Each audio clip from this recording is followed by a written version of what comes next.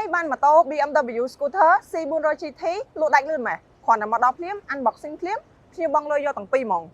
អញ្ចឹងឥឡូវហ្នឹងខ្ញុំនឹងមកប្រាប់ចំណុចពិសេសខ្លះពីម៉ូតូហ្នឹងអញ្ចឹងចំណុចពិសេសទី1ហ្មងហ្នឹងគឺ High Technology ជាមួយនឹង screen ដ៏ធំឡើង 10.27 inch និយាយរួមទៅឡើងចង់ស្មើឡានហើយបងហើយមើលទៅ clear ច្បាស់មែនតើស្រួលមើលហើយជាមួយនឹង Smart Key ហើយមួយវិញទៀតបង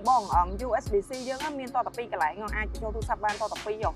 អញ្ចឹងមួយវិញទៀតតើតជាមួយនឹង style ហើយនឹង performance បងម៉ូតូហ្នឹងមានកម្លាំងរហូតដល់ 350cc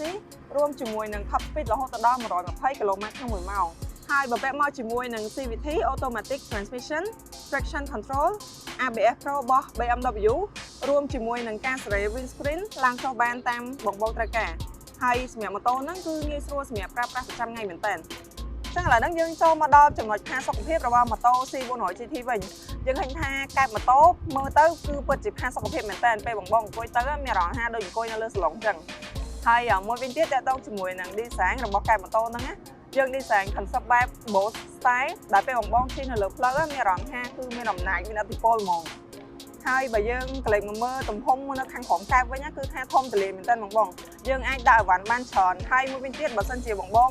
មានមួកដែលអូស្រឡាញ់ខ្លាំងខ្លាច់បាត់អាចដាក់នៅខាងក្នុងនឹងបានទៀតអញ្ចឹងចំណុចទាំងអស់ហ្នឹងគ្រាន់តែជាចំណុចពិសេសខ្លះនៃម៉ូតូឯនៅមានចំណុចពិសេសផ្សេងច្រើនទៀតអញ្ចឹងបើសិនជាបងចាប់អារម្មណ៍ចង់ pre booking បងអាចឆាតចុះ page ឬក៏តាក់ទងមកកាន់លេខទូរស័ព្ទខាងក្រោមនេះបាន